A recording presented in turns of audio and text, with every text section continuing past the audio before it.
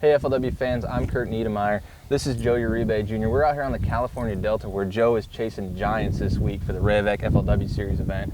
Me, on the other hand, I'm out here gawking at really awesome swim baits and topwaters and all kinds of cool stuff that we don't get to see in the tackle shops back in Kentucky. And Joe's got a couple cool topwaters that we want to talk about today. Just learn a little bit about how he's going to be throwing them this week. And Joe, what's this first one you got here? This one actually is made by River to Sea. It's called a Whopper Plopper. Okay. They have a couple different sizes. This is the 130 size. They do make a larger one that's a 200 and a smaller one. But great bait. It's got a lot of noise in it. Rattle. Plastic body. It's got a hard body, and it's actually got a rubber tail. And this thing actually spins around like a helicopter. Sure. And it sure does plop. It's so pretty it has kind of a buzzbait style action, but it's a floating bait. It's a floating bait, which is really nice. You don't have to reel it super fast to keep it on the surface. You can actually stop and go with it. The key with this bait is the noise and the fact that a lot of these fish that we're targeting are fish that are guarding fry and stuff that are coming up and just pushing the bait out of their area. This has treble hooks on it opposed to single hook like a standard buzz bait. So your hookup ratio is a lot better. Of course, you can't throw this through real heavy cover, but making short, accurate casts around the grass beds and tule berms and stuff. So the goal with those fry guarders is to agitate them, that's essentially? Correct. To be a threat to the fry. That is correct. And so that's where that sound comes in. The noise is what absolutely attracts these fish, and it's going to be one of the key baits that I'll be throwing this week at our FLW Rayovac. What kind of colors do you like?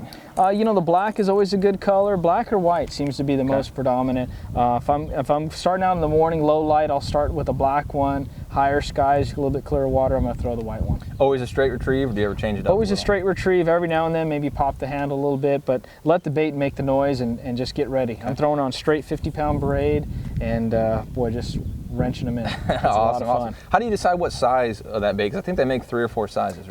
They make 3 sizes. The medium size is the best. You know, the bigger one I've tried throwing in practice, a little bit too heavy, hard to control your cast. The little one is a little bit too subtle. We've been getting a lot of wind throughout the day, so this one here stays on the surface better, makes a lot better noise, and it's getting a lot of bites. All right, now you said you got heavy braid. Using a heavy action rod? I'm using a medium action performance tackle custom rod. It's like a frog style rod that I use. I've got a Daiwa Tatula reel with spooled with 50-pound sunline braid. Okay, so you're ready to wrench them out of there. That's correct. It sounds like you got a little bit of maybe give in there. A little bit of give for the cast, that's it. And not setting the hook on this bait, because with braid you got no stretch and it's got treble hooks, you just kind of reel into them. Okay. So you really don't want a super stiff rod. You definitely want a rod with tip, but definitely the braid is key. Cool. Now I saw another bait out here, and at first I thought it was that new Spro Rat, and I got to looking a little closer, and this is no commercially made deal. This is some custom action here. This is pretty sweet. This is custom. This is made by a local gentleman and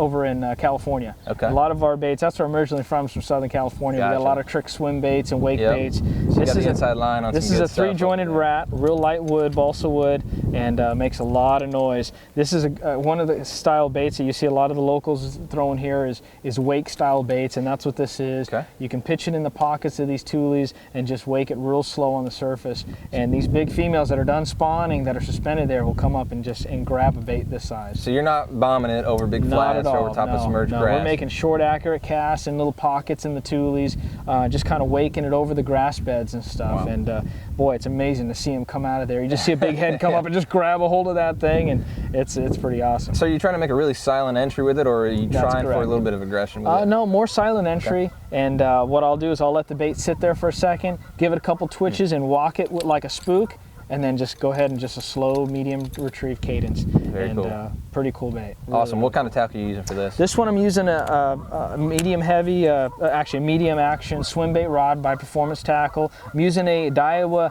Lexa 300. Big reel. Exactly. I've fished this with braid before. The one thing you got to be careful with these bigger baits and stuff is when you're making casts and you get short bit at the boat. You know, you have an opportunity of possibly pulling the hooks out of their mouth. So I'll actually use straight 20 to 25-pound sunline fluorocarbon.